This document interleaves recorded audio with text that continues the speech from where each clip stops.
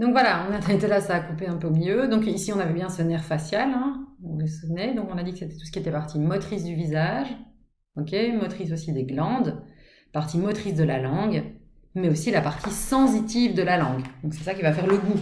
À nouveau, c'est ce qui est indiqué dans votre syllabus, hein. Si vous lisez le syllabus de physio, eh bien, c'est exactement ça qui est décrit.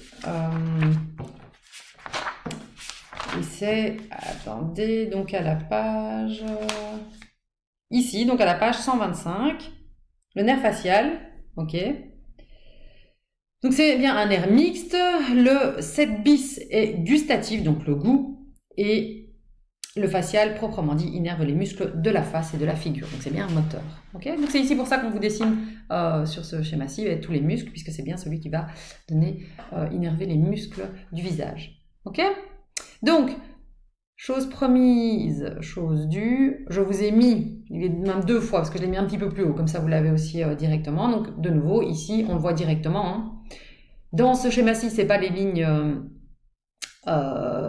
qui sont pointillées ou lignes continues, c'est rouge ou bleu. Et donc ici, on a bien les fibres motrices en rouge et les fibres sensitives en bleu. Okay, donc on voit bien le nerf facial, le nerf 7, ok. C'est de nouveau la nouvelle nomenclature, hein, avec nerfs accessoires, hein. Et donc ici, on va avoir mes nerfs moteurs, ici et ici, donc au niveau des glandes et de la langue. Et puis par contre, enfin surtout des glandes, en réalité, plus que de la langue, hein. Et par contre, on va avoir ici le goût, hein, qui est ici donc le nerf sensitif qui revient. Ça va? On voit aussi dans ce schéma que le goût il est divisé en 2 parties, hein, puisque on voit qu'ici, la partie postérieure, hein, le goût, mais du côté postérieur, il est ramené par le glossopharyngien, le 9e nerf, la 9e paire de nerfs crâniens. Okay, donc le goût, en réalité, il est lié au glossopharyngien et au nerf facial. Okay, donc, c'est ça que je vous demande de retenir, hein, c'est vraiment le rôle de chacun des nerfs.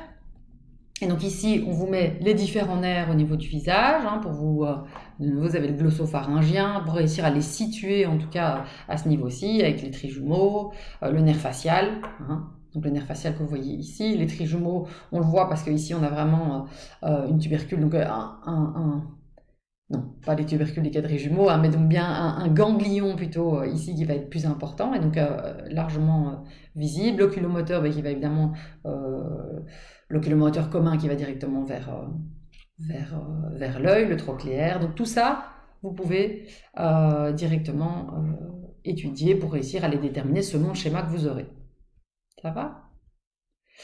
Donc ici, à nouveau, vous avez une vidéo sur le nerf le trijumeau, on va y arriver avec les quadrilles et les trijumeaux. Et donc ici, de nouveau, on vous montre un schéma ici de la sensibilité. Vous vous souvenez, donc on a dit les trijumeaux, c'est principalement tout ce qui est les sensibilités du visage, alors que les quadrijumeaux,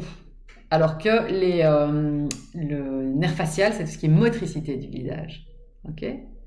Alors voilà, donc ça c'est principalement les informations qui vont... Donc ici, territoire neurologique de la 5e paire crânienne des nerfs, et donc on vous donne juste les différentes branches, hein, qui vont aller innerver les différentes parties. Ça va? Donc, ici,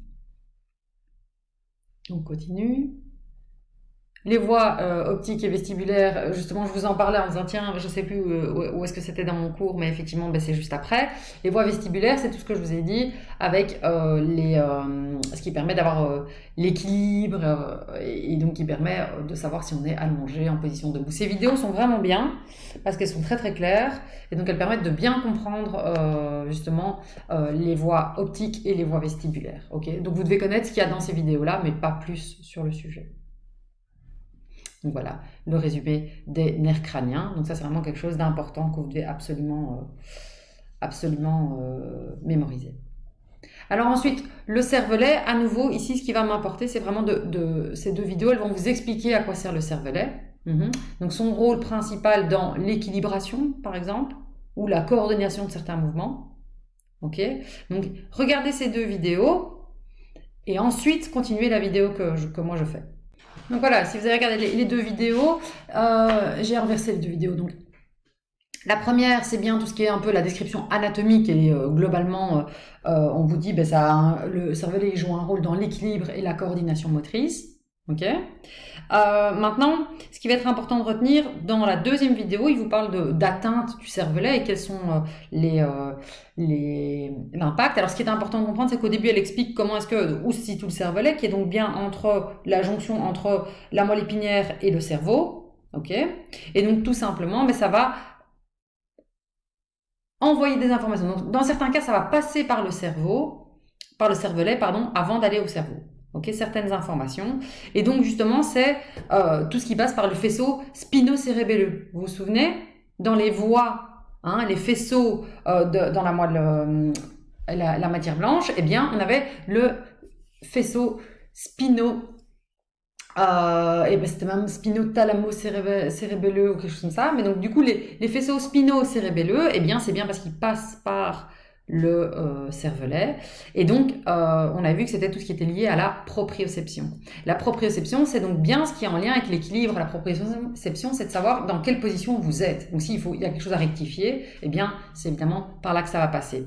L'autre rôle important, donc, cet équilibre lié à la proprioception, la conscience de la position du corps, mais elle va aussi permettre la coordination de certains muscles. Okay, donc la synergie musculaire, et donc c'est l'exemple qu'elle donne en disant, normalement, si vous êtes allongé et que vous voulez vous redresser, en vous redressant, vous allez fléchir les jambes, tout simplement parce que ça va faciliter le mouvement. Et donc quelque part, le cervelet, c'est celui qui va un peu améliorer l'idée du cerveau. Le cerveau a une idée de mouvement, il envoie une information de coordination, et le cervelet va améliorer cette coordination. Et donc, c'est ce qu'on appelle aussi, elle parle de la correction du programme moteur. Et donc, ça veut dire qu'il y a une information motrice qui est envoyée et le cervelet va donner une information supplémentaire qui va, par exemple, faciliter certains mouvements. Ok, comme par exemple, fléchir les jambes pour se redresser. Ok, passer de coucher à assis. Si on essaie juste de se redresser, de redresser le torse, c'est beaucoup plus difficile. Les personnes qui ont une atteinte au cervelet, par exemple, c'est ce qu'elles vont faire. Elles vont se redresser comme ça, sans fléchir les jambes. Ok? Donc ça, c'est principalement ce qu'on va retenir pour le cervelet. Donc regardez bien ces vidéos et mémorisez les informations qu'il y a là-dedans. Ensuite, on va passer au niveau... Donc oui, le reste, vous ne devez pas connaître. Page 132, là, je ne vous demande pas de connaître tout ça, le paléocervelet, tout ça, je ne vous demande pas. Et donc, on arrive au niveau du cerveau. Ok? Donc, le cerveau, on a vu que c'était... Donc, on avait le diencéphale et le télencéphale. C'est ce qui était à la page 121, ou 118, pardon. 118. Donc, le diencéphale, thalamus, épiphyse, hypothalamus, et il manque l'hypophyse. Ok. Et puis ensuite, on a le télencéphale qui est donc le corps strié, le système limbique et le cortex en tant que tel. Alors, premièrement, le système limbique. Donc ici, on a du système limbique à ne pas confondre ici avec les ventricules. Ça y ressemble, c'est la forme parce que ça suit quelque part la même forme. Mais donc, à ne pas confondre avec les ventricules. Donc, ici, on va avoir le système limbique que vous voyez. Le système limbique, principalement, il va avoir un rôle dans tout ce qui est mémorisation. Okay? Mémorisation de l'information, ça va principalement être fait par le système limbique. Ça marche. Je ne vous demande pas de connaître toutes les parties du système limbique. Vous retenez principalement son rôle qui est le rôle important dans la mémorisation. Alors, ici, je vais bouger comme ça on voit. On a le cortex en tant que tel, le cerveau, on l'a vu déjà en anatomie, avec les différents lobes, avec justement ce lobe supplémentaire qui est donc bien le lobe insulaire, qu'on ne voit pas.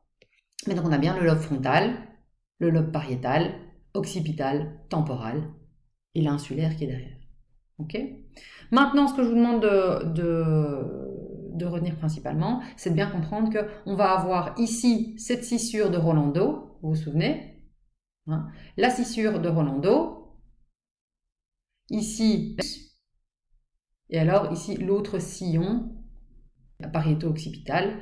Mais donc, ce qu'on va comprendre, c'est qu'on va avoir ici au niveau du lobe frontale, divisé pariétal par la scissure de Rolando, eh bien, on va avoir la partie avant qui va être tout ce qui est moteur ici, et ici, tout ce qui va être sensitif. Et donc ici, c'est justement les zones primaires d'information, donc c'est là où l'information aboutit, et donc ici, c'est l'information sensitive qui aboutit, et là, c'est l'information motrice qui démarre.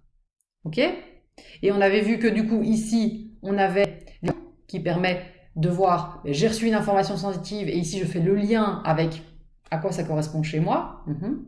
Okay, est-ce que je ne connais pas déjà cette sensation? Est-ce que je ne connais pas déjà cet objet?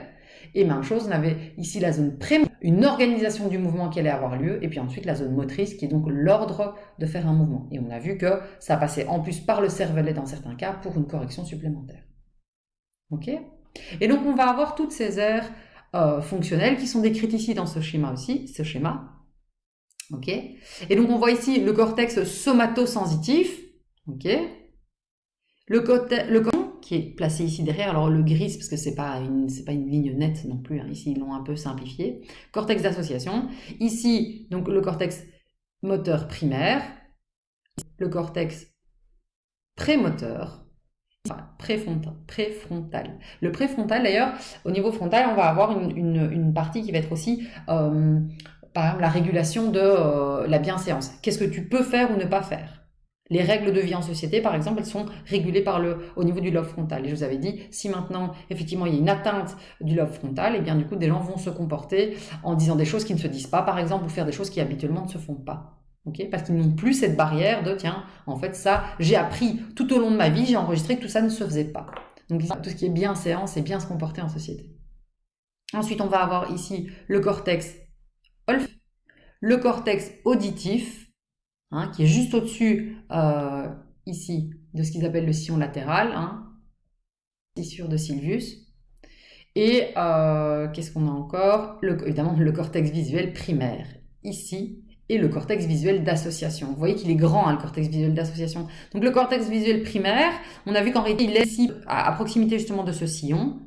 Et puis ensuite, on va avoir le cortex visuel d'association. Okay, donc ici, c'est la sensation, le sensitif, là, le visuel d'association qui est assez large, la partie bleue. Et bien, tout simplement, c'est parce qu'on va essayer de faire référence à des choses qu'on connaît. Donc, on va voir quelque chose, il va falloir faire référence à quelque chose qu'on connaît. Okay, donc ça, c'est vraiment quelque chose d'important. On va voir toutes les aires de Brodmann dans cette vidéo-ci. Ça, c'est pour la vision globale. Maintenant, si on va un petit peu plus dans le détail, ici, eh bien, vous êtes ici à la page 133, à partir de la page 133 avec le cerveau, le diencéphale. Je vais juste vous dire ce que vous devez retenir. Cette année, on va passer ça assez rapidement. Donc, juste ce qui va m'intéresser. Premièrement, vous retenez que au niveau du thalamus, ok, donc le diencéphale, donc le thalamus. Au niveau du thalamus, page 133, on vous dit, c'est tout ce qui est réflexe automatique, émotionnel. Ok, donc vous retenez que le thalamus, c'est tout ce qui est émotion. Ok. Ça, c'est ce que je vous demande de retenir. Même chose, vous savez qu'au niveau des thalamus, au niveau du thalamus, c'est là aussi qu'on a les corps genouillés. Ok. Donc les noyaux gris qui sont donc bien un relais visuel interne. Donc ça, vous devez retenir pour le thalamus. Ok. Donc relais visuel, et aussi, c'est lui qui va percevoir tout ce qui est émotion qui se manifeste. Ensuite, ça, donc c'était pour le thalamus. Il a aussi un rôle au niveau de la vigilance. Donc vous retenez émotion et vigilance. Ça va? Les noyaux gris de la base, ceux-là, c'est pas vraiment celui qui m'importe le plus. Donc ici, voilà, on a mis aussi réflexe automatique émotionnel. Donc c'est ça que vous devez comprendre. C'est bien donc tout ce qui est lié aux émotions. Alors, directement, on est passé à l'épiphyse. Okay, qui reçoit les messages lumineux et c'est lui qui va du coup fabriquer de la mélatonine. Okay, les noyaux gris de la base, on ne vous pas seulement. C'est le tonus, ça va gérer le tonus et les mouvements, mais je ne vous demande pas des. Oubliez les noyaux gris de la base, c'est pas grave, vous ne devez pas connaître. 135, donc ici on a bien l'épiphyse ou glande pinéale, qui a donc bien un rôle au niveau de la mélatonine, et donc ça c'est important. Okay, donc elle fabrique de la mélatonine parce qu'elle reçoit un message lumineux de la part de la rétine, donc c'est lié au système